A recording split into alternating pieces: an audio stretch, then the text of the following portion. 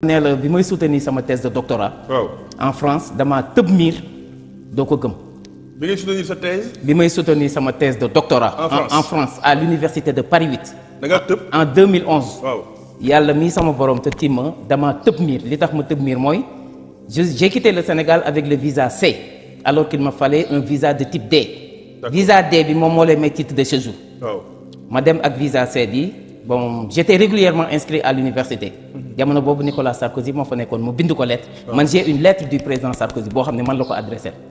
Sarkozy ni ma demal service immigration nga ni leen maa la recommandé ak ñoom nañ taxaw ci ay kayit ma dem gars yi bañ yow xam nga tubaab règle ak réglementation ak ay normes ñoo fay dox.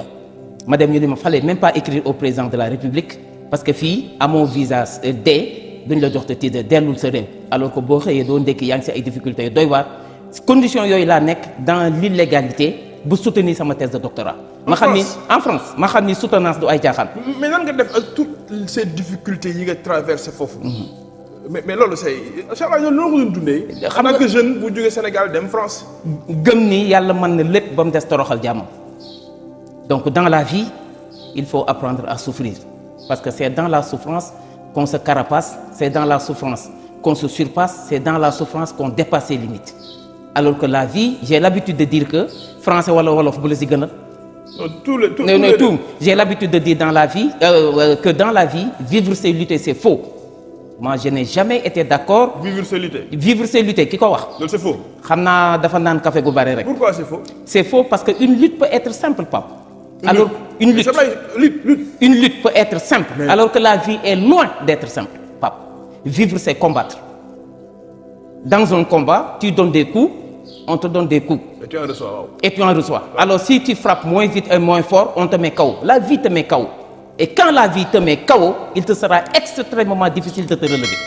waaye su boobaa xoolal ñi la sopp yaakaar la nga bañ a tas seen yaakaar xool say noonu yi socc ba seen bëñ weex ñu fas yéene nga torox loolu moo lay may courage nga jukk. lan moo nekkoon sa force. man sama force moo doon gëm ni benn jour si sama nekk à l'université de Paris 8 fi ma dëkkoon si benn foyer damay nekk en méditation man j'aime méditer. di méditer. ma ni namm njaboot wéttali ko yàllaa ko gën. namm njaboot nekk bitim réew sa njaboot nekk Sénégal j'avais laissé mes épouses et mes enfants au Sénégal ma ni yàlla xamloo ma ni namm njaboot wéttali ko yàlla moo ko gën. ñeewantal njaboot dénk leen yàllaa ko gën yàkkamti wóolu yàllaa ko gën loolu méditation moo ma ko may. méditation moo ma ko may si laa gis ni ndekete àddina c'est pas une lutte c'est un combat la vie c'est un combat ba nga xam te ne chaque jour quand tu te lèves et que tu sors victorieux ou vainqueur d'un combat un autre combat beaucoup plus terrible et coriace se présente devant toi fan la nit di noppaloo wax ma ko. noppalu amul les grands hommes. Oui. Les grands hommes se sont toujours reposés en changeant d'occupation. loolu mooy seen repos. maanaam je te donne un exemple. yow sëñ Pape nga lire ce livre. sonn. au lieu nga dem tëdd di nelaw. problème yi wër la nga tëdd di nelaw da ngay dem seetaan benn documentaire. jox ma ci benn exemple. maanaam nga lire ba sonn. non l'exemple d'un grand homme. Barack Obama. J'aime beaucoup Barack Obama, j'aime beaucoup Nelson Mandela. J'admire le président Macky Sall comme tous bons citoyens.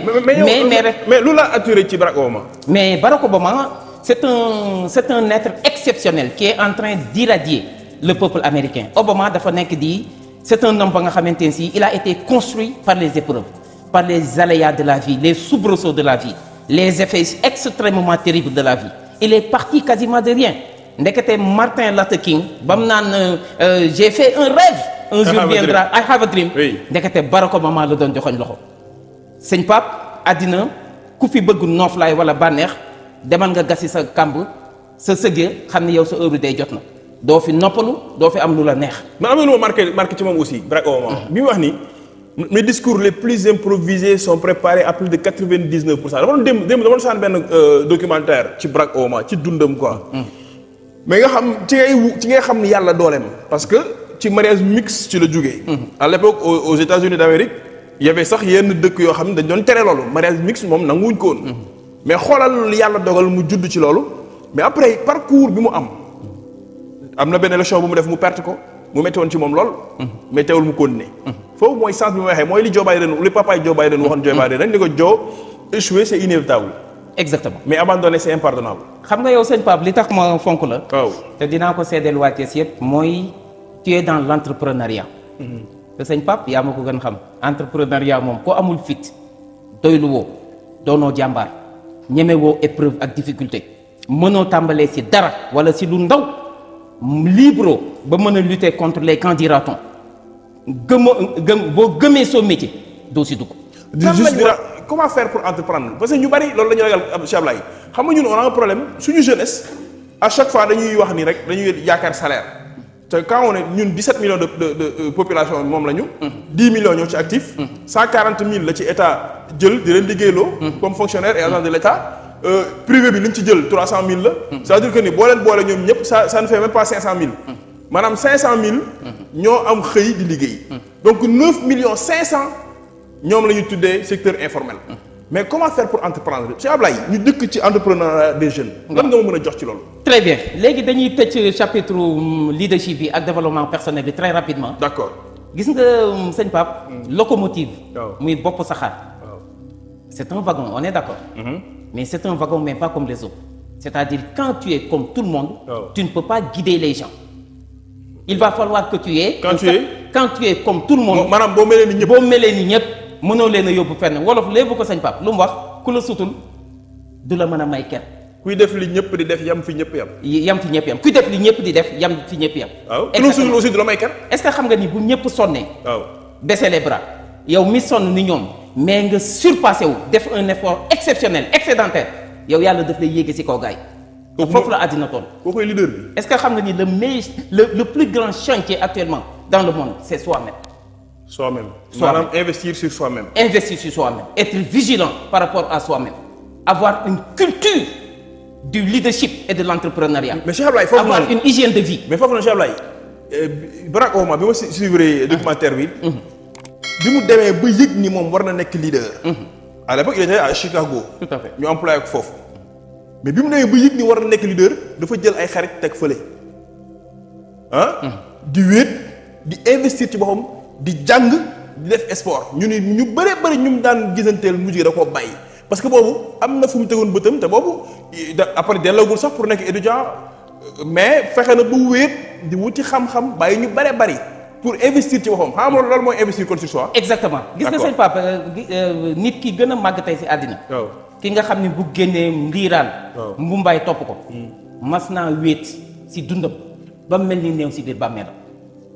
Cheikh Ablaye waxaatal loolu nga ni ki gën a influence yi àddina bi. ci àddina bi waaw. ponkal mi nga xam ni bu génnee nit ñi topp ko ndiiraan topp ko mbumbaay topp ko.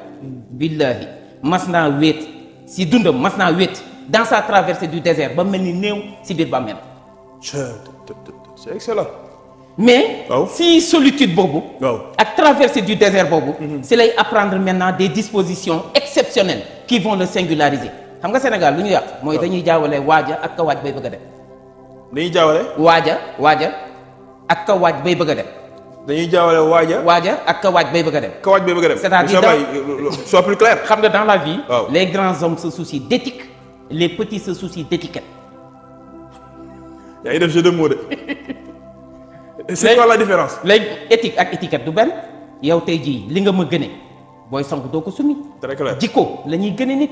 c'est-à-dire on ne peut pas être leader on ne peut pas être guide de sa génération si on n'est pas dans une dynamique d'empathie et de philanthropie borom xol bu lëndëm soxor ñu kukk yàlla du ko jiital ci kanamu askanam. empathie mooy lan. empathie mooy bëgg doomu aadama mooy philanthropie mooy bëgg nit ba doo ko gëmee jël sa énergie yépp concentré ko si lu ko jëmee kanam ak lu ko sauver loolu mooy philanthropie loolu mooy empathie et c'est dans ce sillage-là que se trouve le leadership et le développement personnel. c'est excellent. lii ma gis nga Obama pour jeexal ci Obama. waaw gis nga àddina. bala ngay sàmm. waaw da ngay sàmm ba pare. bala ngay sàmm. da ngay sàmm ba pare. maanaam tu ne peux pas être leader en étant le dernier de ta classe. tu ne peux pas être leader en n'ayant pas une hygiène de vie. tu ne peux pas être leader en ayant peur. La peur elle déstabilise. Le stress il paralyse. La peur déstabilise, le stress paralyse. En développement personnel, dans le vocabulaire du leadership et du développement personnel, vous ne trouvez pas ces deux mots-là. La peur et le stress. mais comment faire pour vaincre stress aussi stress vaincre ko aussi Cheikh Ablaye est-ce que am na ci àdduna ku dul dund stress. xam nga mais problème bi mooy nan nga koy vaincre aussi. ni nga koy vaincre. waaw c'est ça le problème waaw. ñett ngi nii toute personne qui ne les a pas. elle doit se décarcasser vraiment tout remuer ciel et terre même s'il le faut pour les avoir et une fois qu'il les ait eu. il va falloir qu'il les sauvegarde jusqu'au fin fond de sa conscience li ma bëgg a foofu mooy. l'indépendance la liberté et la discrétion. du la koy may. indépendance li la koy mooy góorgóorlu ba bañ a wékku ci sa ndey ak sa baay di dund mooy nga daan sa doole. Cheikh Ibrahima Fall nee na lépp lu ñàkk di may rus naa ko ñaan suñu borom. jërëjëfati loolu mooy indépendance c'est le fait de vivre à la sueur de son front. Un leader partage avec les autres ce qu'il aimerait avoir pour soi-même et laisse avec les autres ce qu'ils ont. C'est ça qui va te singulariser et c'est ça qui va t'exceptionnaliser. Cheikh Abdoulaye Mbacké nee na. dafa waxoon président Abdou Diouf ni ko. président Cheikh Abdoulaye Mbacké de président Abdou Diouf fekk moo nekk président mu ne ko président nan la ñuy yoree réew.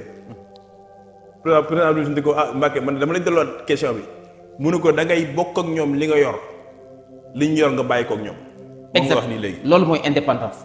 vivre à la sueur de son front comme ni nga ko résumé. ba bokk ak ñoom li nga yor li ñu yor nga bàyyi ko ak ñoom. deuxième bi. mooy liberté. indépendance boobu sëñ Pape moo lay yóbbu ci liberté. c'est l'indépendance qui donne la liberté. Sans indépendance il y a point de liberté. Tu sais la liberté c'est quoi? C'est s'appartenir à soi-même. C'est ne pas connaître, s'appartenir à soi-même. C'est-à-dire dans son cœur ne pas connaître de stress, ne pas connaître de peur, ne pas connaître de pression. Vous savez que la pression elle inhibe le potentiel du leader. wax ko ci wolof. maanaam pression day dofloo leader. maanaam leader mooy bopp saxaar wagon la comme wagon yëpp. mais bu yemoon nag ñëpp. du leen mën a yóbbu Ndakaaru gi. c'est très clair. léegi nag parce que ci la lépp nekk. léegi nag loolu kooku mooy leader. locomotive mooy leader. locomotive mooy un excellent niveau de développement personnel. Cheikh Abdoulaye nu ñuy reconnaître maanaam nan ngay xool nit rek xam ni kii leader la. maanaam ñaari mbir. looy xool maanaam boo gisee xam ni kii leader la. ñaari mbir. muy lan nee naa la on peut naître leader. comme on peut apprendre. mën nañu juddu nekk leader. mën nañu juddu. mais mën nekk leader comme mën nañu gane àddina. waaw di xar sa tànk tubéy si di liggéey si nekk leader loolu c'est possible. et la majeure partie des grands hommes non seulement ils sont les leaders mais ils ont travaillé.